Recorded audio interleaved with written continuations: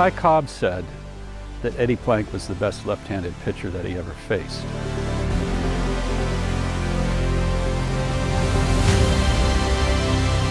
He's a strikeout artist for sure. He's winning games where he's giving up 1 run, 2 runs, or no runs.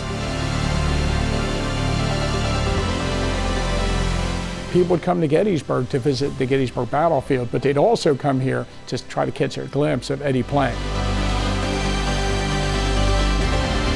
They don't necessarily pick up on the idea that it's named after a famous baseball player, but once they come in and they see the pictures and start reading about Eddie Plank, they realize there's a whole lot more to it.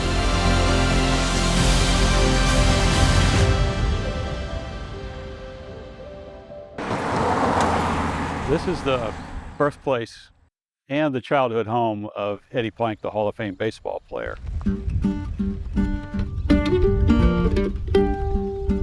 And it really all began here for him back, I'd say in the 1880s into the early 1890s, as he and his brothers got into some organized baseball. Edward Stewart Plank was born on August 31st, 1875, at a unique time in Gettysburg's history. Gettysburg was just emerging out of the American Civil War, so a lot of people were coming to Gettysburg, and it was starting to thrive as a tourist destination. His grandfather owned a farm that would become part of the Gettysburg battlefield, and his father grew up in a house that was used as a hospital after the Battle of Gettysburg.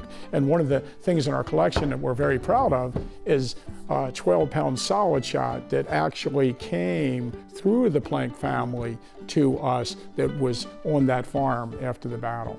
Growing up on the farm in Strabane Township, Plank and his brothers had a short walk to school down a dirt road that's still there to this day. The one-room schoolhouse, which was a common thing back then, the rural schools were one-room schoolhouses that were in communities, and the Plank boys only had to walk about a mile past the farm, down a dirt lane to the Good Intent School. And that's where R.K. Major, who was the schoolmaster, he also organized their baseball activities. The schools had younger kids, and they all had their own baseball teams. And the different town teams would travel around, like McSherry's Town and Gettysburg and Littlestown and New Oxford, and play each other. And one thing I noticed in the newspapers, Eddie Plank's name appears consistently on these various town teams. It seems like he plays, everybody wants him to be on their team. They pick him first. Plank's game is hardly the only thing that's growing during this time. In the 1890s, due to a certain degree of middle-class growth and economic growth, colleges grew too. And so Gettysburg finally hits the 200 student mark. And when you reach that point, you can start organizing clubs and sports. But you can't exactly call the lefty a Gettysburg College student. So Plank would have come to Gettysburg Academy, which was on the grounds of Gettysburg College, then called Pennsylvania College. Didn't change its name formally until 1921, but it was renamed Gettysburg College because people were calling it Gettysburg College just out of simplicity and to avoid confusion with Penn State. This is sort of his late bloomer thing. So he's older than the typical college student. I don't think he had the prerequisites to get into the college, but they found a way for him to be approved to play on the baseball team. And to do that, you had to at least be at the academy, which was sort of a remedial school. At that point, Eddie Plank, for the first time, had professional coaches that were actually helping him improve his game. Over his time on campus, Plank made plenty of headlines and box scores, and even showed some improvement when it came to his test scores. There's a general assumption that he was a terrible student. He wasn't a terrible student, and in fact, his grades are very mixed, and in certain disciplines, he actually shows significant progress in his time at the academy. But his real love was baseball. So he joins the baseball club, as it was called, in 1900 full-time. Everybody who commented said this was a guy who really had it as a pitcher. And then 1901, he's just even better. And 1901 was a better year for baseball fans because that's when Major League Baseball added the American League and its 8 charter teams. That also means that scouts and coaches are looking all over the country for new talent. While there are different takes on how Plank caught the eye of the majors, historians key in on one Keystone State connection. Coach Foreman, who had been at the Gettysburg College coaching the team for a little while, Foreman, we think, is the one who tipped off Connie Mack about Eddie Plank up the road in Gettysburg College. He actually left Gettysburg College, his team, about 2/3 of the way through the season. Connie Mack invited him to a game with the Philadelphia Athletics against the Baltimore Orioles in Baltimore, and Connie Mack saw him pitch and then actually allowed him to pitch a few innings in that game without being actually part of the Athletics. And after the game, Connie Mack signed him. He has to say goodbye to his friends and teammates, and he goes, and he immediately, like the next day, is pitching in the bigs. He left Gettysburg for the Philadelphia Athletics on a Friday, arrived in Washington, D.C., and on Saturday, the Philadelphia Athletics played against the Washington Senators. He pitched the game, and he won the game. As seamless as it may have seemed at the time, Plank had put in a lot of work to reach the level of play that the Philadelphia Athletics fans had come to know and love. He did not develop into a major league player like most other players did. He actually did not enter the major leagues until he was almost 26 years old. He himself would acknowledge that he had the advantage going into the major leagues of being a little more mature and having had more life experience, and also learning some things about how to be a better pitcher when he started his major league career, which is how it was possible for him to win 17 games his first year when he only joined the team in the middle of May. And immediately he was a star, and the city of Philadelphia loved him. For more than a decade, the Athletics were no strangers to World Series expectations, and Gettysburg Eddie was one of their anchors. In the early days of the Athletics, they were one of the top teams of the American League in that era, won several championships. At one point, behind Eddie was what was known as the $100,000 infield, which today, if you had a $100,000 infield, you're probably talking about an A-ball team. So yeah, but back then that was big news, and so they were the stars of their day at Philadelphia, big market. They had the Phillies, which usually weren't very good, although in 1915 they were, but most other years the Phillies weren't. The A's were. The A's become the darlings of the town. Well, he had a good arm. He had a really good curve ball. He was left-handed, which at the time you probably know is unusual for pitchers. And he was methodical in his approach, and that annoyed a lot of people. Apparently he took a long time between pitches. He would not survive in the world where you have a timer. There's a book by Lawrence Ritter writes about the players of that era, and they talk about different players and their experiences, and Plank would come up in that. Where a very tough left-hander because he threw three-quarter sidearm, which was a little bit different, more unorthodox. So if you know anything about pitching, he started on the left side of the rubber and threw across his body so the ball would come at an angle across the plate. So if he threw a curveball or some kind of curving pitch, it would really tail away from the left-handed hitters. So if you ever saw Steve Carlton pitch to Dave Parker or Willie Stargell back then, Randy Johnson trying to pitch to John Crook, that was Eddie Plank against Babe Ruth, Ty Cobb, and all those other left-handers. He did well against the right-handers too. Plank and the Athletics won the World Series in 1910, 1911, and 1913. A's manager Connie Mack recalled that the only superstition before any start where Plank took the mound was that he always ate a bowl of tomato soup. Plank usually found himself matched up with some of the best pitchers in the game, always the opposing team's ace, and on the game's biggest stage. In 1913, when he was 38, which is pretty old for a baseball player, he pitched in the World Series and was in New York at the Polo Grounds. So he's the visiting team. The A's win the series, I think 4-1. Game 5, Eddie's on the mound the whole game. But these guys pitched complete games most of the time. So he's on the mound, he wins the game, and the fans come on the field and they carry him off the field at the Polo Grounds. And the newspaper account said these couldn't have been all Philadelphia fans. There had to have been New Yorkers that were just celebrating Eddie Plank's success. And I was thinking this was his send-off. He'll probably retire. He's 38. He won the World Series. He won the last game he pitched, that kind of thing. Of course, he goes on to pitch a few more years. After Eddie and his team won the 1913 World Series, Gettysburg had a banquet for him. And there's photographs at this banquet. And when he came to Gettysburg, he took Connie Mack around the battlefield. And we have photographs in our collection from William Tipton of the tour of the Gettysburg battlefield. And you can imagine the World Series pitcher Eddie Plank with the World Series manager Connie Mack.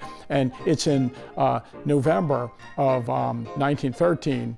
They're touring, ironically, in a 1914 Oakland. And long before the Athletics left Philadelphia for Kansas City and then on to Oakland, before heading to Las Vegas, by way of Sacramento, they eventually parted ways with Plank. Mack had a habit of trading, you know, or releasing some of his best players because he didn't want to pay them their salaries. And you may have heard this before too, and that is that in 1915, after having this amazing career with the Athletics, he won't pay Plank a decent salary, and Plank, you know, goes over to the Federal League. Plank would pitch for the St. Louis Terriers in 1915, where at 39 years old, he won 21 games with what would have been a 2.08 ERA. He returned to the American League in 1916 with the St. Louis Browns and re-upped there for the 1917 season. His rights were traded to the Yankees for the 1918 season, but he never wore the pinstripes. And after pitching in the MLB for 17 seasons, at 41 years old, Eddie Plank retired. The last game of his career, I believe it was, he pitched against Walter Johnson.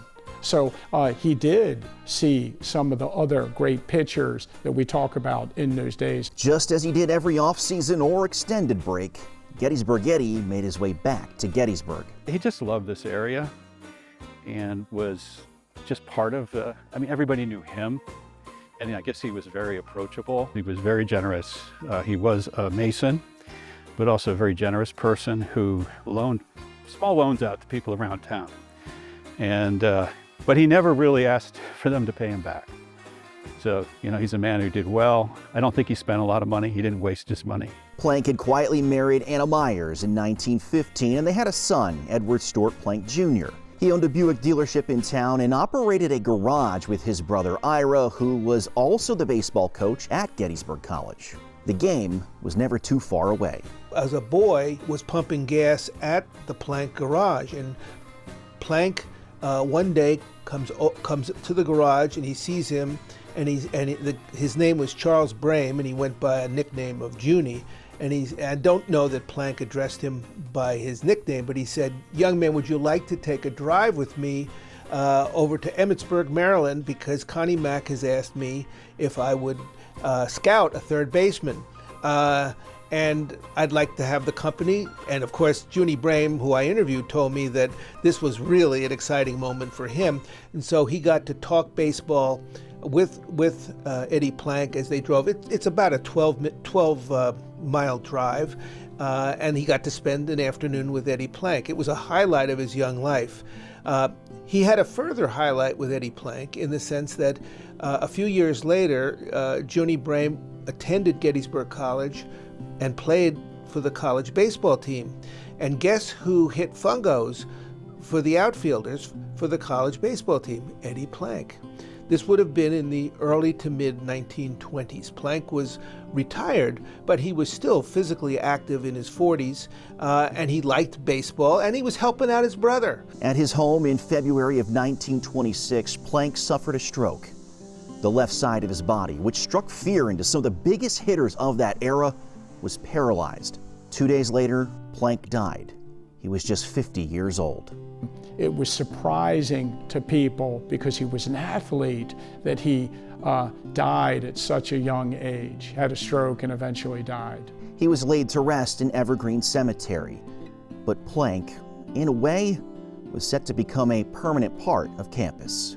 Gettysburg College was building a gym about the time Eddie Plank died. It was planning the gym, it was hiring an architect, and he had pitched for the college. So the president of the college came up with this notion that they would name a gym for Eddie Plank. But how do you pay for it? He came up with another notion. He contacted Connie Mack in 1927 and said, would you hold an exhibition game between your team and another major league team if they would agree? And the proceeds of the game would go to Gettysburg College to build Plank Gym. And Connie Mack said, absolutely. I thought Eddie Plank was a great guy. I'll check with my team members, and I'll also talk to another owner of a team, and we'll see what we can work out. Everybody was agreeable. They worked it out. They were selling tickets in advance, and they were hoping for a very good crowd. It was would have been a September game. And wouldn't you know it, the day of the game, it just absolutely poured all day. And they had to call the game. So then they didn't give up. They said, could we try the next year to do this? And Max says, okay. And they work it up again, and they have another team that's willing to do this in memory of Eddie Plank. They schedule the game, and the very day of the game, same result. It pours. And they played 2 innings and they couldn't do any more. While there were local efforts to give towards the Eddie Plank Memorial Fund, his national impact on the game helped it reach rivals in big league cities across the country. Boston held an Eddie Plank Day, as did Detroit, where even Ty Cobb, of all people, referred to Plank as a best friend. Years later, in 1939, a new museum opened in Cooperstown, New York. The National Baseball Hall of Fame inducts Gettysburg Eddie as part of the class of 1946. At the time he was put in, I think he might have been the leading left-handed pitcher in the game in wins and definitely in shutouts. And he was the head of a lot of pitching categories at the time he was put in. So I think it was a no-brainer to include him in the Baseball Hall of Fame. And for the people who lived here when he's put into the Hall of Fame, and it was a huge honor for all the people in Gettysburg and Adams County that supported him over the years. Sunday marks the 150th anniversary of the birth of Eddie Plank. And just as Gettysburg Eddie never forgot about Gettysburg, Gettysburg has never forgotten him. People that love history and people that love baseball are a lot of times one and the same. A lot of our visitors come in are also sports fans, whether it be baseball, football, whatever it might be, and we have some ties to all of those sports here in Adams County and Gettysburg. Markers can still be found throughout Gettysburg with Plank's name on it. The Gettysburg Beyond the Battle Museum has exhibits honoring the Hall of Famer with items that once belonged to the ace. Eddie Plank is the perfect person for our type of collection, and we have a variety of things that we've gotten over the years from the Plank family, but also from other people in the community. We're always trying to look and see what is in the community that can help better tell our story. And Eddie Plank is one of those fascinating stories that is perfect for us to tell. If visitors to the area are hungry to learn more, there's a place they can go for both. Gettysburg is a unique town. I mean, obviously we got the battlefield and all that goes with it, but there's still a lot of other things here that people come to visit and do. And owning a piece of that has just been a blessing. Cassie Probst has worked at the restaurant since it was called the Gingerbread Man. A name change helps spread the legacy of Plank to their regulars, as well as anyone just wandering in off the battlefield. Brian Kennel, a local guy who was friends with the old owner, that he either owns or takes care of the Evergreen Cemetery where Eddie's buried. So he's like, why don't you do this cool, baseball sports bar? And he had a lot of photos to help with that. And I say it's just different. It gives people a different thing to do with all the Civil War, that it's still history, so it fits in. The staff find themselves answering questions from out-of-towners from time to time. But for owner Stephen Rasmussen, when it came time to add on to Gettysburg Eddie's, he leaned into the baseball pitch. Upstairs, we call it the Jewel Box Lounge. Not a lot of folks put the connection together that back in the early 1900s that the baseball stadiums that were being built were called jewel boxes. There's a whole history about jewel box stadiums. Eddie Plank actually pitched the first game at Shibe Park. And so it just was a natural progression to add to Gettysburg Eddie's. When it comes to the diamond sports locally, the restaurant makes sure that its namesake would be happy to see that it's helping from the ground floor. We try to support local organizations with baseball too, whether it be Little League, softball, baseball, and just keep the whole baseball theme going all year round. The Eddie Plank items, like the ones seen in the Gettysburg College Special Collections and Archives, as well as sought-after cards and artifacts up for sale, can go for thousands of dollars in today's market. We don't have an Eddie Plank T206 baseball card that was issued from 1909 to 1911 and worth a few $100,000. If anybody would like to donate one, we'd love to have it. We do have one of the 1906 fan crazed cards of Eddie Plank that would be worth a considerable amount if someone had not cut out the center of it. But they're only rare because Plank himself was one of a kind.